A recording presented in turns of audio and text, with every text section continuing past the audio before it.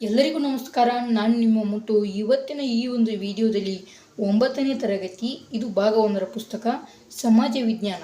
ಈ ಒಂದು ಸಮಾಜ ವಿಜ್ಞಾನ ಪುಸ್ತಕದಲ್ಲಿ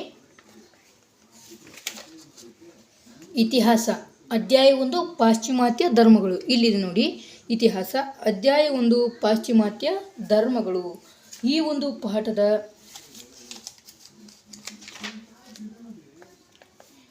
ಒಂದು ಪಾಠದ ಅಭ್ಯಾಸಗಳು, ಬಿಟ್ಟ ಸ್ಥಳಗಳು ಮತ್ತು ಪ್ರಶ್ನೆಗಳನ್ನು ಕೂಡ ನೋಡ್ತಾ ತಿಳಿತಾ ಹೋಗೋಣ ಬನ್ನಿ. ಹಾಗಾದರೆ ಈ ಒಂದು ಮಾಹಿತಿ ಇಷ್ಟವಾಯಿತಾ? ಇಷ್ಟವಾದರೆ ಒಂದು ಲೈಕ್ ಅನೇಕ ವಿಡಿಯೋಗಳಿಗೆ ಪ್ರೋತ್ಸಾಹ ತುಂಬ ಸಿಗುತ್ತೆ. ಇನ್ನೊಬ್ಬರಿಗೆ ಶೇರ್ ಮಾಡಿ. ಇಂಥ ಅನೇಕ ವಿಡಿಯೋಗಳಿಗಾಗಿ ಚಾನಲ್ ಸಬ್ಸ್ಕ್ರೈಬ್ ಆಗಿ. ಹಾಗಾದರೆ ಇವತ್ತಿನ ಈ ಒಂದು ವಿಡಿಯೋನ ಶುರು ಮಾಡೋಣ. ಹಾಗಾದರೆ ಬನ್ನಿ. ಹಾಗಾದರೆ ಇಲ್ಲಿ ನೋಡಿ, ಮೊದಲ ಮುಖ್ಯ ಪ್ರಶ್ನೆ, ಖಾಲಿ ಬಿಟ್ಟ ಸ್ಥಳಗಳನ್ನು ಸೂಕ್ತ ಪದಗಳಿಂದ ಭರ್ತಿ ಮಾಡಿ ಅಂತ ಇರುವಂಥದ್ದು.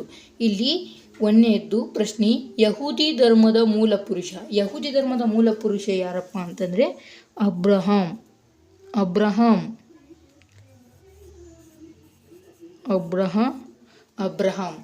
ನೆಕ್ಸ್ಟ್ ಒನ್, ಪಾರ್ಸಿ ಧರ್ಮದ ಸ್ಥಾಪಕರು. ಪಾರ್ಸಿ ಧರ್ಮದ ಸ್ಥಾಪಕರು ಯಾರಪ್ಪ ಅಂತಂದರೆ ಜರುತ್ರಷ್ಟ್ರ.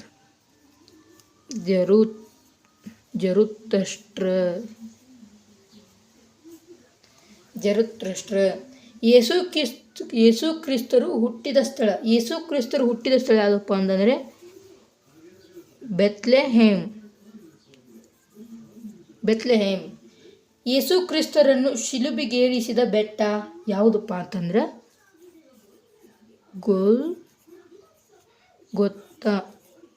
ಗೊಲ್ಗೊತ್ತಾ. ಕ್ರೈಸ್ತ ಧರ್ಮವು ರೋಮಿನ್ ರಾಜ್ಯ ಧರ್ಮವಾಗಿದ್ದು ಚಕ್ರವರ್ತಿ ಡ್ಯಾಶ್ನ ಆಳ್ವಿಕೆಯ ಅವಧಿಯಲ್ಲಿ. ಯಾರ ಆಳ್ವಿಕೆಯ ಅವಧಿಯಲ್ಲಿಪ್ಪ ಅಂತಂದರೆ ಇಲ್ಲಿ ನಾನು ಮೇಲೆ ಬರಿತೀನಿ, ಕಾನ್ಸ್ಟಂಟೈನ್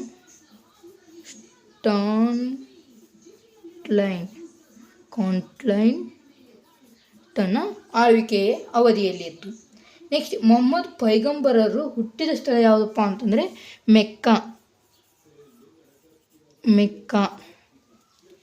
ಇಸ್ಲಾಂನ ಪವಿತ್ರ ಗ್ರಂಥ ಯಾವುದಪ್ಪ ಅಂತಂದರೆ ಕುರಾನ್. ಇಸ್ಲಾಂನ ಪವಿತ್ರ ಗ್ರಂಥ ಕುರಾನ್.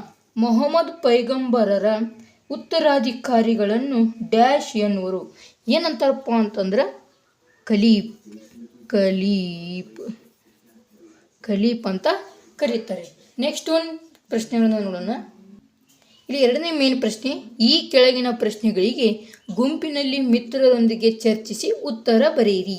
ಯಹೂದಿ ಧರ್ಮದ 10 ಕಟ್ಟಳೆಗಳನ್ನು ಪಟ್ಟಿ ಮಾಡಿ ಅಂತ ಇದೆ. ಇಲ್ಲಿ ನಾನು ಫೇರ್ ಅಥವಾ ಪಕ್ಕದಲ್ಲಿ ಇತಿಹಾಸ ಅಧ್ಯಾಯ 1 ಪಾಶ್ಚಾತ್ಯ ಧರ್ಮಗಳ ಅಂತ ಬರೆದು ಇಲ್ಲಿ 2ನೇ ಮೇನ್ ಪ್ರಶ್ನೆಯನ್ನು ಬರೆದಿದ್ದೇನೆ. ಮತ್ತು ಇಲ್ಲಿ 9ನೇ ಪ್ರಶ್ನೆಯಾದಂತಹ ಯಹೂದಿ ಧರ್ಮದ 10 ಕಟ್ಟಳೆಗಳನ್ನು ಪಟ್ಟಿ ಮಾಡಿ ಅಂತ ಹೇಳಿದರೆ ಅವುಗಳ ಉತ್ತರವನ್ನು ನೋಡೋಣ. ಅವುಗಳ ಎಷ್ಟದಪ್ಪ ಅಂತಂದ್ರೆ 10 ಕಟ್ಟಳೆಗಳು ಇದ್ದಾವೆ. ಹಾಗಾದರೆ ಒಂದೊಂದಾಗಿ ನೋಡ್ತಾ ತಿಳಿತಾ ಹೋಗೋಣ. ಯಹೂದಿ ಧರ್ಮದ 10 ಕಟ್ಟಳೆಗಳು. ಮೊದಲನೇದ್ದು, ಯಾವೇ ಹೊರತಾಗಿ ಬೇರೆ ದೇವರಿಲ್ಲ. ಮೂರ್ತಿ ಪೂಜೆ ಸಲ್ಲದ್ದು. ದೇವರ ಹೆಸರಿಗೆ ಕಳಂಕ ತರಬಾರದು. ಸಬ್ಬತ್ ದಿನವನ್ನು ಪವಿತ್ರವೆಂದು ಕಾಣುವುದು. ತಂದೆ ತಾಯಿಯರನ್ನು ಗೌರವಿಸಬೇಕು. ವ್ಯಭಿಚಾರ ಸಲ್ಲದ್ದು. ಕಳ್ಳತನ ಮಾಡಬಾರದು. ಕೊಲೆ ಮಾಡಬಾರದು. ಸುಳ್ಳು ಹೇಳಬಾರದು. ಅಸೂಯೆ ಪಡಬಾರದು. ಇವುಗಳೆಲ್ಲವೂ ಏನಪ್ಪ ಅಂತಂದರೆ ಯಹೂದಿ ಧರ್ಮದ ಕಟ್ಟಳೆಗಳು. 10ನೇ ಒಂದು ಪ್ರಶ್ನೆ ನೋಡೋದಾದರೆ, ಪಾರ್ಸಿ ಧರ್ಮವು ವೈದಿಕಾಚರಣೆಗೆ ಹತ್ತಿರವಾಗಿದೆ, ಸಮರ್ಥಿಸಿ ಅಂತ ಇರುವಂಥದ್ದು. ಪಾರ್ಸಿ ಧರ್ಮವು ವೈದಿಕಾಚರಣೆಗಳಿಗೆ ಹತ್ತಿರವಾಗಿದೆ, ಸಮರ್ಥಿಸಿ. ಉತ್ತರ ನೋಡೋದಾದರೆ, ಪಾರ್ಸಿ ಧರ್ಮವು ವೈದಿಕಾಚರಣೆಗೆ ಹತ್ತಿರವಾಗಿದೆ. ಉದಾಹರಣೆಗೆ ನೋಡುವುದಾದರೆ, ಒಳಿತು ಗೆಲುವು ಸಾಧಿಸುತ್ತದೆ. 2ನೇದ್ದು, ಮಾನವನು ಒಳಿತನ್ನು ಆಯ್ಕೆ ಮಾಡಿಕೊಳ್ಳಬೇಕು. 3ನೇದ್ದು, ಇವರ ಸೂರ್ಯೋಪಾಸನೆ. 4ನೇದು, ಪಾರ್ಸಿ ಧರ್ಮ ಗ್ರಂಥವಾದ ಅವಸ್ಥದಲ್ಲಿ ಪದ್ಯ ಶ್ಲೋಕ ಸಾಹಿತ್ಯವನ್ನು ಗಡಾ ಎಂದು, ಅವರ ಪೂಜೆ, ಆರಾಧನೆ, ಆಚರಣೆಗಳ ಸಂಬಂಧಿಸಿದ ಭಾಗವನ್ನು ಯಶ್ನ ಎಂದು, ಇವೆಲ್ಲವೂ ಸಂಸ್ಕೃತ ಮೂಲದ ಪದಗಳು ಎಂದು ಗಮನಿಸಬಹುದು. 11ನೇ ಒಂದು ಪ್ರಶ್ನೆ, ಯೇಸು ಕ್ರಿಸ್ತರ ಜೀವನವನ್ನು ಕುರಿತು ಬರೆಯಿರಿ ಅಂತ ಇದೆ. ಯೇಸು ಕ್ರಿಸ್ತರು ಬೆತ್ಲೆಹೇಮ್ನಲ್ಲಿ ಮೇರಿ ಮತ್ತು ಜೋಸೆಫರ ಮಗನಾಗಿ ಜನಿಸಿದರು. ಅವರು ಜಾನರಿಂದ ದೀಕ್ಷಾಸ್ನಾನ ಪಡೆದರು. ಯೇಸು ಇಸ್ರೇಲ್ ದೇಶದಲ್ಲೆಲ್ಲ ಮತ ಪ್ರಚಾರ ಜನಪ್ರಿಯವಾಯಿತು. ಆಗ ಯಹೂದಿಯರು ಇವರನ್ನು ವಿರೋಧಿಸಲು ಪ್ರಾರಂಭಿಸಿದರು. ಅವರು ಬಡವರಿಗೆ, ರೋಗಿಗಳಿಗೆ ಸಹಾಯ ಮಾಡುತ್ತಿದ್ದರು. ಯೇಸು ಕ್ರಿಸ್ತರು ಭೇಟಿ ಜೆರುಸಲೇಮಿಗೆ ನೀಡಿದಾಗ ಯಹೂದಿಗಳು ಅವರನ್ನು ಬಂಧಿಸಿದರು. ಯೇಸು ಅಸಾಮಾನ್ಯ ಶಕ್ತಿಯ ಮೂಲಕ ಬಡವರ ಸಂಕಷ್ಟಗಳನ್ನು ಪರಿಹರಿಸಲು ಮುಂದಿರುತ್ತಿದ್ದರು.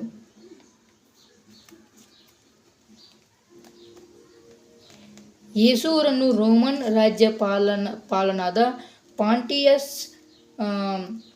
ಪಾಂಟಿಯಸರಿಗೆ ವಶಕ್ಕೆ ಒಪ್ಪಿಸಿದರು. ಇವರನ್ನು ಗೊಲ್ಗೊಥಾ ಎಂಬ ಬೆಟ್ಟದ ಮೇಲೆ ಶಿಲುಬೆಗೇರಿಸಿದರು. ಈ ದಿನವನ್ನು ಗುಡ್ ಫ್ರೈಡೆ ಎಂದು ಆಚರಿಸಲಾಗುತ್ತದೆ. 12ನೇ ಪ್ರಶ್ನೆ, ಯೇಸು ಕ್ರಿಸ್ತರ ಬೋಧನೆಗಳನ್ನು ಪಟ್ಟಿ ಮಾಡಿರಿ ಅಂತ ಇರುವಂಥದ್ದು. ಯೇಸು ಕ್ರಿಸ್ತರ ಬೋಧನೆಗಳನ್ನು ಪಟ್ಟಿ ಮಾಡಿ ಅಂತ ಇರುವಂಥದ್ದು ಪ್ರಶ್ನೆ. ದೇವರು ಒಬ್ಬನೇ. ದಯಾಮಯನಾದ ದೇವರು ಸರ್ವ ಜೀವರಾಶಿಗಳಿಗೂ ತಂದೆ. ಪ್ರತಿಯೊಬ್ಬರಲ್ಲಿ ಸಹೋದರತ್ವ ಭಾವನೆ ಇರಬೇಕು. ನಾವು ಕಷ್ಟದಲ್ಲಿರುವವರನ್ನು ಪ್ರೀತಿಸಿದರೆ ದೇವರನ್ನು ಪ್ರೀತಿಸಿದಂತೆ. ಪರರಿಂದ ಯಾವುದನ್ನು ಬಯಸದೆ ನಾವು ಅವರ ಸೇವೆಯನ್ನು ಮಾಡಬೇಕು. ಮಾನವನ ಸೇವೆಯಲ್ಲಿ ದೇವರು ಸೇವೆಗೆ ಸಮಾನವಾದದ್ದು. ಮಾನವನು ತನ್ನ ತಪ್ಪಿಗೆ ಪಶ್ಚಾತ್ತಾಪ ಪಟ್ಟರೆ ಅದಕ್ಕೆ ದೇವರಿಂದ ಕ್ಷಮಾಪಣೆ ಇದೆ. ನಿನ್ನ ಶತ್ರುವನ್ನು ನೀನು ಪ್ರೀತಿಸು, ನಿನಗೆ ಕೆಟ್ಟದ್ದನ್ನು ಬಯಸುವವರಿಗೆ ನೀನು ಒಳ್ಳೆಯದನ್ನು ಬಯಸು. ಇವುಗಳು ಈ 7 ಒಂದು ಬೋಧನೆಗಳು ಯೇಸು ಕ್ರಿಸ್ತರಾಗಿದ್ದವು. 13ನೇ ಒಂದು ಪ್ರಶ್ನೆ, ಕ್ರೈಸ್ತ ಧರ್ಮವು ಹೇಗೆ ಪ್ರಸಾರವಾಯಿತು? ಪ್ರಶ್ನೆ ಇರುವಂಥದ್ದು, ಕ್ರೈಸ್ತ ಧರ್ಮವು ಹೇಗೆ ಪ್ರಸಾರವಾಯಿತು? ಉತ್ತರ, ಯೇಸು ಕ್ರಿಸ್ತರು 12 ಜನ ಶಿಷ್ಯರನ್ನು ಹೊಂದಿದ್ದರು.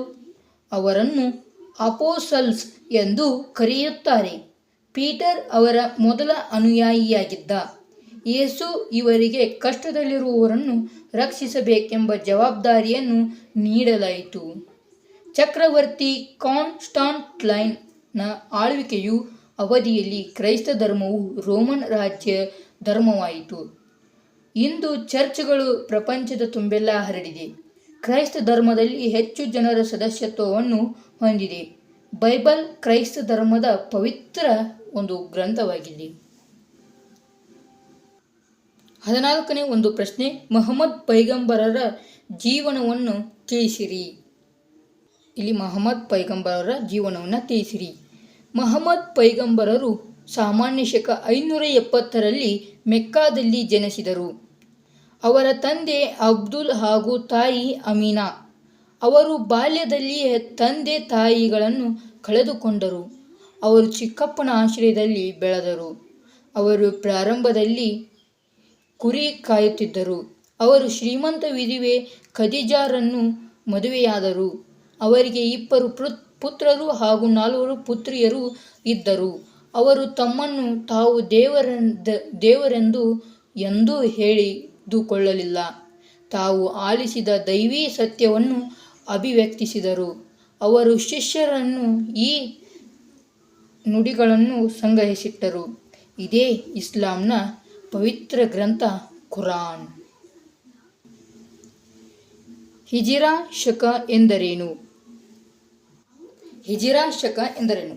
622ರಲ್ಲಿ ಮಹಮ್ಮದ್ ಪೈಗಂಬರರಿಗೆ ಜೀವಭಯ ಇರುವುದರಿಂದ ಅವರು ಮೆಕ್ಕಾದಿಂದ ಮದೀನಕ್ಕೆ ಪಯಣಿಸಿದರು. ಈ ಪಯಣವನ್ನು ಹಿಜಿರಾ ಶಕ ಎಂಬ ಹೆಸರಿಂದ ಇತಿಹಾಸದಲ್ಲಿ ಪ್ರಸಿದ್ಧವಾಗಿದೆ.